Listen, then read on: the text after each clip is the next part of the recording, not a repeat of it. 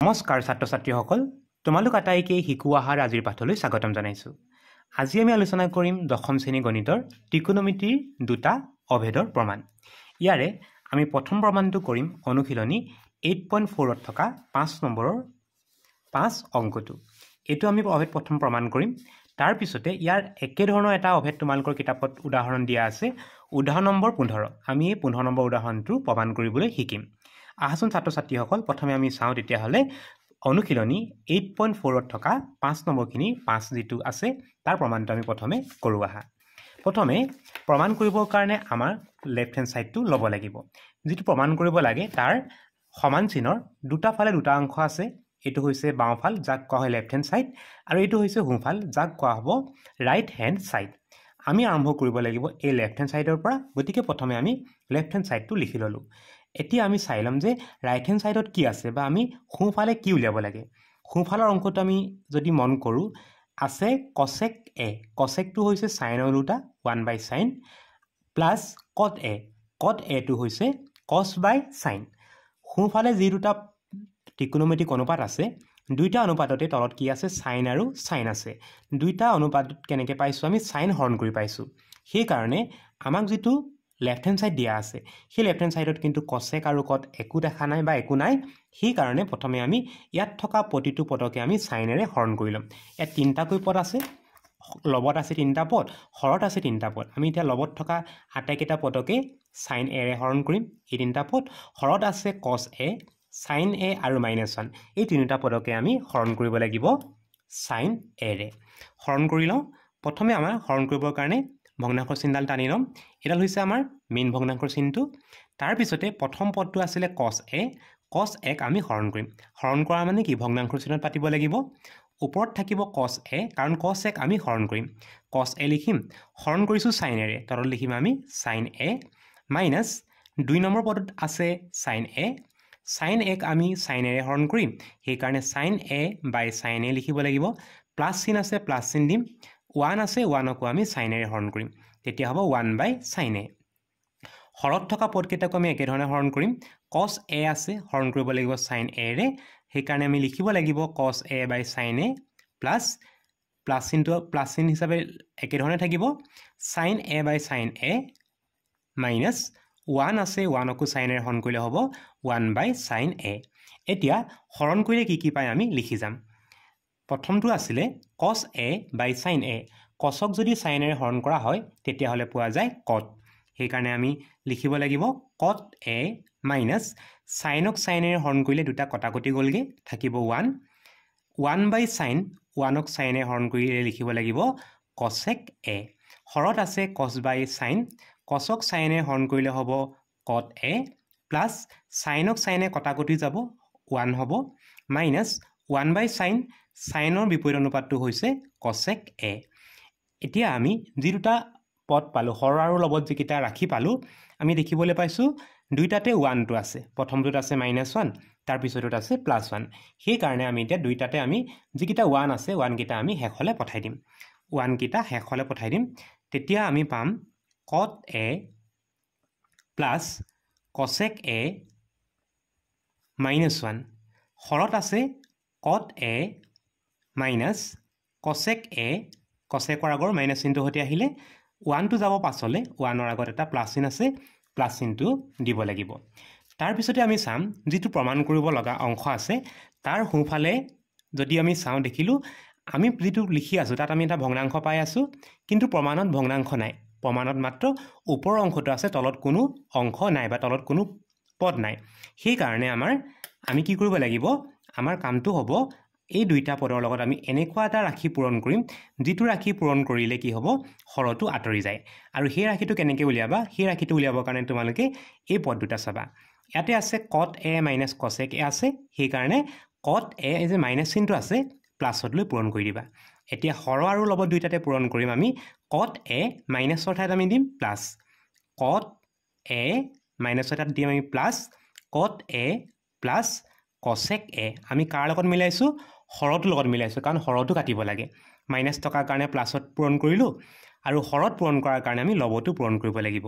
লবত আহিব cot a এটো লিখিব লাগিব প্লাস cosec a এতিয়া আমি পূৰণটো কৰি লওঁ যদি পূৰণ কৰোঁ তেতিয়াহ'লে আমি আৰু এটা অংশ ভাবি লওঁ যে ইয়াত যিটো হৰ আছে আমি এই যে কট আৰু কচেকক আমি এটা পদ হিচাপে ধৰি ল'লোঁ আৰু এইটো আমি এনেকৈ ৰাখি দিলোঁ আমি লবত আমি একো পূৰণ নকৰোঁ লবত যেনেকৈ আছে পূৰণটো কৰিলোৱে যেনেকৈ আছে আমি তেনেকৈ লিখি থ'ম লবত যেনেকৈ আছে তেনেকৈ লিখি থ'লে হ'ব কট A plus কচেক A minus 1 into কট এ প্লাছ কচেক এ আমাৰ কি হ'ল তেতিয়াহ'লে লবত আমি একো পূৰণ নকৰোঁ হৰত পূৰণ কৰিম হৰত পূৰণ কৰিবৰ কাৰণে কট আৰু কচেকক আমি এটা হিচাপে ধৰি লৈছোঁ এতিয়া বিতৰণ বিধিমতে কট এ প্লাছ কচেক এটো প্ৰথম এইটো পদৰ লগত পূৰণ হ'ব তাৰপিছত পূৰণ হ'ব 1ৰ লগত এতিয়া আমি কট এ মাইনাছ কচেক এ কট এ প্লাছ কচেক এ পূৰণ কৰিলে হ'ব এটা সূত্ৰ আহিব সেইটো হৈছে A plus B into a minus B এবাৰ যোগত আৰু এবাৰ বিয়োগত যদি থাকে পূৰণ কৰিলে হ'ব এ স্কোৱাৰ মাইনাছ বি স্কোৱাৰ সেই নিয়মমতে আমাৰ ইয়াতে এ ঠাইত আছে কট এ বি ঠাইত আছে কচেক এ সেইকাৰণে আমি পাম কট স্কোৱাৰ এ মাইনাছ কচেক স্কোৱাৰ এ এটা আমি ব্ৰেকেটত ৰাখি থ'লোঁ তাৰপিছত আমাৰ 1টো পূৰণ হ'ব 1টো যদি পূৰণ কৰোঁ একেধৰণে থাকিব 1ৰ লগত কট পূৰণ হ'ব তেতিয়া হ'ব কট এ প্লাছ 1ৰ লগত কচেক পূৰণ কৰিলে হ'ব কচেক এ এতিয়া এটা অভেদ আহিব সেইটো হৈছে কট আৰু কচেকৰ এটা অভেদ কট আৰু কচেকৰ অভেদটো আমি মনত পেলাই লওঁ সেইটো হৈছে 1 প্লাছ কট স্কোৱাৰ থিটা ইকুৱেল টু কচেক স্কোৱাৰ থিটা এইটো হৈছে কট আৰু কচেকৰ অভেদ এতিয়া আমি এই যদি তলৰ অংশটোৰ লগত যদি মিলাব বিচাৰোঁ তেতিয়াহ'লে আমি দেখিলোঁ যে ইয়াত প্ৰথমে আছে কট স্কোৱাৰ থিটা মাইনাছ কচেক স্কোৱাৰ থিটা তেতিয়াহ'লে কি কৰিছে যে কচেকটো আছে সোঁফালৰ পৰা লৈ আহিছে বাওঁফাললৈ সোঁফালে প্লাছ আছিলে বাওঁফালে অহাৰ কাৰণে মাইনাছ হৈ গ'ল তেতিয়াহ'লে 1টো পঠাই দিব লাগিব আমি সোঁফাললৈ বাওঁফালে আছিলে প্লাছ 1 সোঁফালে লৈ গ'লে হ'ব মাইনাছ 1 গতিকে এই যিটো অংশ আছে এই অংশটো আমি পাম মাইনাছ 1 তলত থাকিব মাইনাছ 1 প্লাছ বাকীখিনি আমি একেধৰণে লিখিব লাগিব কট এ প্লাছ কচেক এ হৰত আমি পালোঁ এইটো লবত যেনেকৈ আছে আমি তেনেকৈ লিখিম লবত আছে কট এ প্লাছ কচেক এ মাইনাছ 1 আৰু লগত আছে কট এ প্লাছ কচেক এ কট এ প্লাছ কচেক এ এতিয়া আমি কটাকটি কৰিব পাৰিম কটাকটি কৰিব পৰা অংশটো চোৱা এই ব্ৰেকেটৰ প্ৰথম অংশত আছে কট এ ইয়াতো কট এ আছে কচেক এ আছে মাইনাছ 1 আছে মাইনাছ 1 আছে এই দুটা পদ একেই হয় একেই হোৱাৰ কাৰণে আমি এই দুটা পদ কাটি দিলোঁ কাটি দিয়াৰ লগে লগে হৰত আমাৰ কোনো পদ বাকী নাথাকিলে লবত থাকিলে মাত্ৰ কট এ প্লাছ কচেক এ লবত আমি লিখিব লাগিব কট এ প্লাছ কচেক এ হৰত একো নাই লবত থাকিলে আৰু এইটো হৈছে আমি কৰিব লগা প্ৰমাণ কট আৰু কচেক আহিব লাগে ইয়াত আহিছে কিন্তু প্ৰমাণত কি হৈছে কচেকটো আগত লিখিছে সেইকাৰণে আমি পদকেইটা অলপ সজাই দিওঁ কচেকটো লৈ যাওঁ আগলৈ কচেক এ প্লাছ কট এটো লিখি দিওঁ পাছত কট এ এইটো হৈছে আমাৰ প্ৰমাণ কৰিব লগা অংশটো ৰাইট হেণ্ড ছাইড তেতিয়াহ'লে আমাৰ এইটো প্ৰমাণিত হৈ গ'ল সেইকাৰণে আমি শেষত লিখি দিম প্ৰমাণিত আমি এনেধৰণে প্ৰমাণটো কৰিব লাগিব তেতিয়াহ'লে এবাৰ আমি উদাহৰণৰ অংকটো চাওঁ উদাহৰণৰ অংকটো প্ৰায় একেধৰণে হ'ব ইয়াতে আমি চাম আমি এবাৰ কি কৰিলোঁ এইটো প্ৰমাণত আমাৰ কি হৈছে তলত কোনো অংশ নাছিলে কিন্তু এবাৰ উদাহৰণৰ অংকটো মতে কি হ'ব ওপৰত একো নাথাকে তলতহে থাকিব সেইকাৰণে আমি কি কৰিব লাগিব এতিয়া কটাকটি কাক কৰিব লাগিব যি নাথাকে ইয়াত হৰত একো নাছিলে গতিকে হৰটো কাটিলোঁ ইয়াত লবত একো নাই আমি লবটো কাটিব লাগিব লবটো কাটিবৰ কাৰণে কেনেকৈ মিলাব লাগিব ইয়াত মাইনাছত থকাৰ কাৰণে প্লাছত পূৰণ কৰিম যদি প্লাছত থাকে মাইনাছত পূৰণ কৰিম তেতিয়াহ'লে এবাৰ আমি এই প্ৰশ্নটোৰ কাৰণে উদাহৰণত থকা অংকটোৰ কাৰণে আমি কি কৰিব লাগিব তেতিয়াহ'লে লবটো চাম আৰু লবটো চাই আমি চিনটো মিলাই পূৰণ কৰিব লাগিব তেতিয়াহ'লে আমি উদাহৰণৰ অংকটো আৰম্ভ কৰোঁ আহা প্ৰমাণটো আমি লেফ্ট হেণ্ড ছাইডৰ পৰা আৰম্ভ কৰিম গতিকে লেফ্ট হেণ্ড ছাইডটো লিখি ল'লোঁ ৰাইট হেণ্ড ছাইডে দিয়া আছে 1/sec থিটা মাইনাছ টেন থিটা চেক থিটাটো হৈছে কচৰ ওলোটা হয় 1/cos থিটা আৰু টেন থিটাটো হয় sine theta by cos theta তেতিয়াহ'লে আমি দেখিলোঁ যে ইয়াতে কচেক হ'লেও 1/cos আহে কস আহে তলত আৰু টেন হ'লেও তলত কস আহে সেইকাৰণে আমি লেফ্ট হেণ্ড ছাইডত যি তিনিটা পদ আছে বা যিখিনি পদ আছে আমি আটাইখিনি পদকে কচেৰে হৰণ কৰি ল'ব লাগিব আমি আটাইকেইটা পদকে তেতিয়াহ'লে কচে হৰণ কৰিম কচে যদি হৰণ কৰা হয় আগৰ অংকটোৰ নিচিনা আহিব সাইন আছে হৰণ কৰিলে হ'ব sine theta by cos theta minus চিন আছে মাইনাছ চিন দিব লাগিব cos থিটা বাই cos থিটা প্লাছ 1 আছে প্লাছ 1/cos থিটা হৰত আমাৰ আহিব sin theta divided by cos theta plus cos theta divided by cos theta minus 1 by cos theta. এতিয়া আমি হৰণ যদি কৰো sin theta by cos theta কৰিলে হ'ব tan theta লিখিব লাগিব tan theta cosক cosে হৰণ কৰিলে হ'ব -1 আৰু 1 by cos টো কৰিলে হ'ব plus sec theta. হৰত আহিব sin by cos টো কৰিলে আমি পাম tan theta cos by cos 1 হ'ব 1 লিখিব লাগিব 1 by cos টো হ'ব sec theta. তাৰ পিছতে আমি কি কৰিব লাগে যিকিটা 1 আছে 1 কিটা আমি হেখলে লৈ যাম 1 কিটা হেখলে লৈ গলে হ'ব tan theta plus sec theta minus 1 হৰত আহিব tan theta minus sec theta plus 1. এতিয়া আমি কাটিব লাগে ভগ্নাংশৰ লবটো কাটি 1 কৰিব লাগে আৰু লবটো কাটি যেতিয়া 1 কৰিব লাগে তেতিয়া হলে আমি এবা পূৰণটো লবমতে কৰিব লাগিব লবত যদি চাও tan theta আৰু sec theta ৰ মাজত আছে এটা প্লাস চিন আছে সেই কাৰণে এবাৰ আমি মাইনাসত লৈ পূৰণ কৰিম কোনটো মাইনাসত লব লাগিব tan theta আৰু sec theta ৰ মাজত মাইনাস চিন এটা লৈ পূৰণ কৰিম হৰ আৰু লবৰ দুইটা লগতে tan theta ইয়াতে প্লাস আছে মাইনাসত লম কাটিব লাগে আমি লবটো গতিকে লবটো লগত মিলাহে চিনটো লম tan theta minus sec theta আৰু হৰটো আহিব tan theta minus sec theta আৰু আমি পূৰণ কৰিব লাগিব পূৰণ কৰিবৰ কাৰণে আমি দুটা পদ লগাই এটা ধৰিলো গতিকে এটো হৈছে প্লাস এটো আছে মাইনাসত পূৰণ কৰিলে আমাৰ আহিব লগা সূত্ৰটো হৈছে a square minus b square সূত্ৰটো আহিব ইয়াতে a ঠাইত আছে tan b ঠাইত আছে sec a square minus b square সূত্ৰমতে যদি আমি ভাঙো প্ৰথমে tan theta plus sec theta into tan theta minus sec theta কৰিম আহিব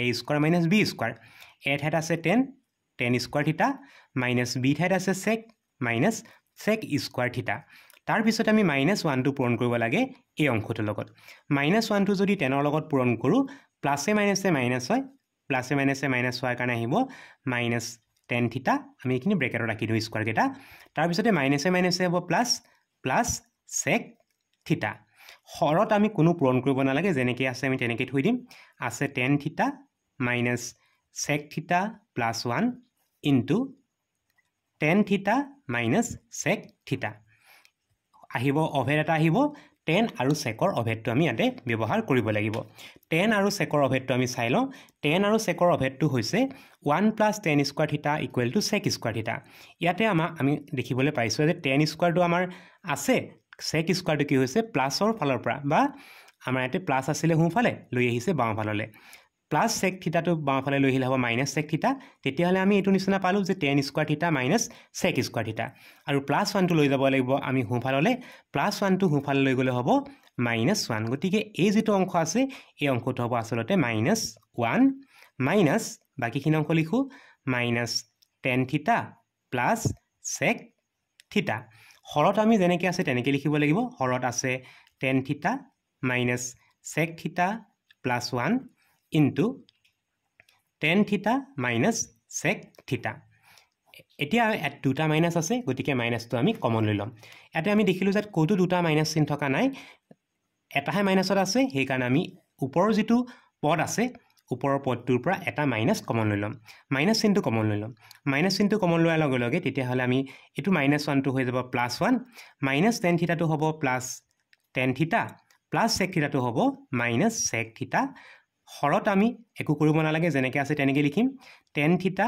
minus sec theta plus 1 into tan theta minus sec theta এতিয়া আমি কটাকটি কৰিব পাৰিম এই পদৰ লগত এই পদটো কটাকটি যাব tan theta আছে -sec theta plus 1 আটাইকেইটা পদ মিলি আছে এখানে আমি এটা কাটি দিলো কটাকটি কৰাৰ লগে লগে ওপৰত থাকিব -1 মাইনাস চিনটো আছে আমি এইব নোৱাৰো গতিকে -1 লিখিব লাগিব হৰত আছে tan theta minus sec theta এই যে মাইনাস চিনটো আছে মাইনাস চিনটো কি কৰিব হৰত থকা দুইটা পদৰে চিনটো হলনি কৰি দিব দুইটা পদৰ চিনটো যদি হলনি কৰি দিয়া হয় তেতিয়া হলে এই যে -sec আছে -sec টো হৈ যাব +sec আমি প্লাস আগত লিখি দিও sec theta আৰু +tan টো হৈ যাব -tan theta ওপৰত হ'ব তেতিয়া হলে 1 আৰু যদি আমি অভেদটো প্ৰমাণটো যদি চাবলৈ বিচাৰো তেতিয়া হলে এটো প্ৰমাণ কৰিব লাগে তলত আহিব লাগে sec theta -tan theta আমি অভেদৰ কি হল আমি বাও ফালটো কৰি হু ফালটো বা ৰাইট হ্যান্ড সাইডটো আমি পাই গলো এটো হৈছে ইয়াৰ প্ৰমাণ ছাত্ৰ ছাত্ৰী সকল